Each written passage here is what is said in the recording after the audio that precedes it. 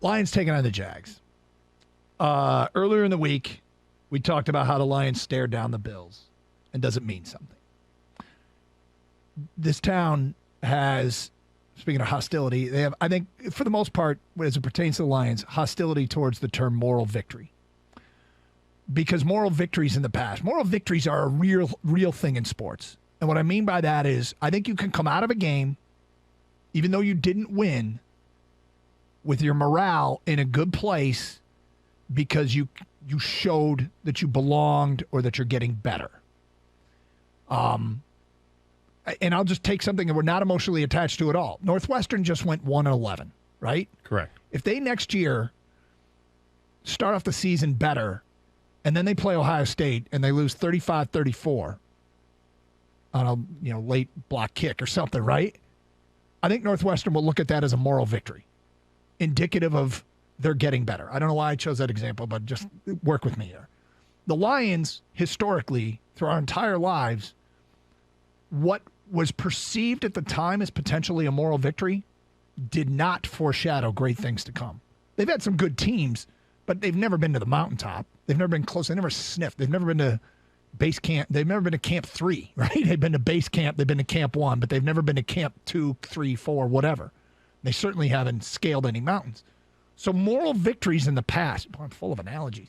Moral victories in the past haven't foreshadowed great things to come. So there's hostility.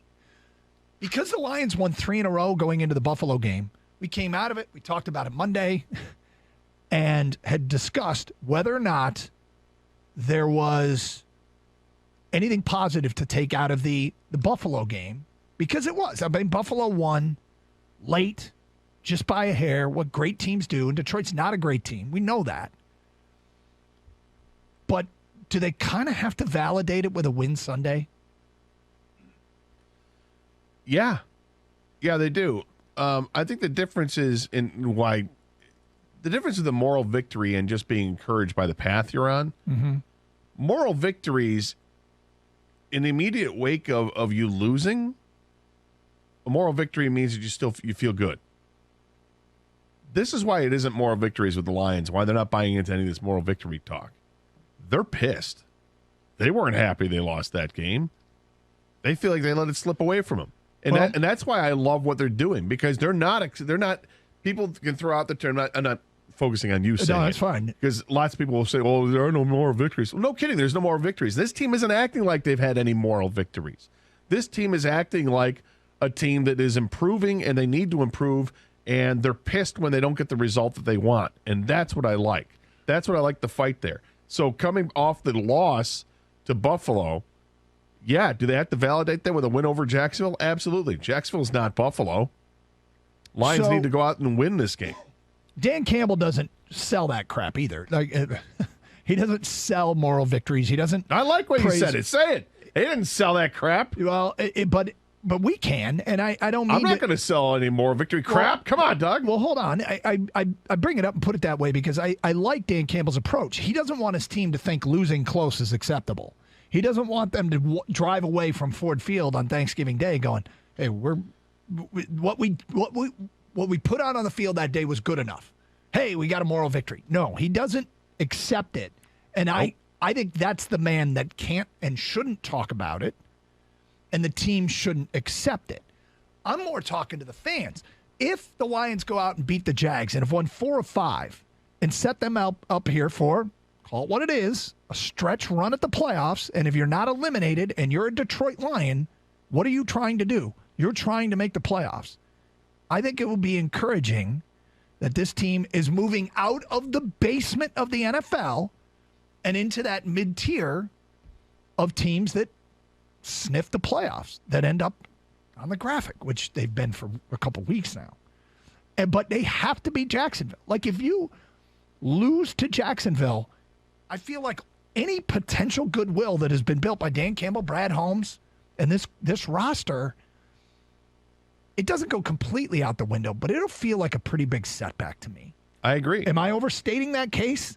I don't think you're overstating at all. I think that Lions fans as a whole are expecting them to go out and beat Jacksonville, both because, hey, beginning of the season, we thought this is a game you should win, And more importantly, too, because the way this team's been playing lately, that they did win those 3 in a row. That they woulda, coulda, shoulda beaten Buffalo with a depleted roster, their own depleted roster. Go out and beat Jacksonville. That is the expectation. It's the expectation of the fans, and it's the expectation of the team. And the guy, by the way, the person who was most pissed off that I could tell by when I was after the game and saw people in the locker room or watching the coach, it's the coach. He was miserable answering questions. Mm-hmm. I mean, just his body language. He was pissed because he let it slip away. Yeah, that's the thing. I think everyone watching, the players know this, that was more than a winnable game, right? Yep. Slip away, call it whatever you want.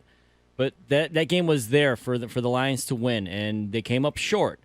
And so you guys asked the question, though, like, what did that loss mean? Did it mean anything? I coupled it with the 3 wins before that to say that does mean something. I don't know how big it is, but it does mean something. If they lose to the Jags, how much do you walk back that close loss to the Bills? Yeah. I'm not talking moral victory. I'm just saying, did that mean anything? Maybe it meant. Does it mean nothing then? Were we wrong? Because they got to beat the Jags. I know the line has swung back and forth according to Vegas, whether the Lions are a favorite or not. Where is it right now? The Lions are a 1-point favorite right now. It's gone from Lions by 1.5 to Jags by a point to the Jags by 1.5. Now it's back to the Lions by a point. Because Jameson Williams is going to play. JMO effect. JMO effect. JMO effect. But so yeah, Gator, for you, I know you're really strong about this. You expect more growth the rest of the year. You don't even expect a stinker that happens in the NFL. You expect continual competitive and wins, right? I expect a 4-2 record over the final 6 games is what I expect to get to 8 wins. That's what I expect. How big of a disappointment would it be if they were to lose to the Jags at home? It'd be a pretty big disappointment.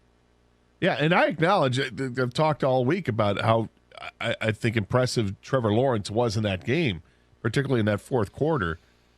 I mean, he's looking like the guy that everybody thought he was going to be when they saw him as a freshman at Clemson. And it feels like ever since then, it's kind of like been downhill for him. He's got everything. He's got all the tools, right? Mm-hmm. He just needs the reps, needs the time, and needs the team around him to gel. And they're starting to play much better football there. Okay. I mean, you look at the Lions and the Jaguars, they are on similar trajectories. Trajectories. Let's go with trajections. Trajections. I like trajections, too. It's like a projection and trajectory. Yeah. Similar trajections. Trajectories. Yes! They're on similar trajectories, people. We're on the frontier of coming up with new words. Yeah. But no, they're on similar paths with where they're at right now. They're both 4-7, right? Mm-hmm. And I bet you both fan bases are encouraged by what the teams are. They know that they got to be better, but they're encouraged where they are and how they're playing.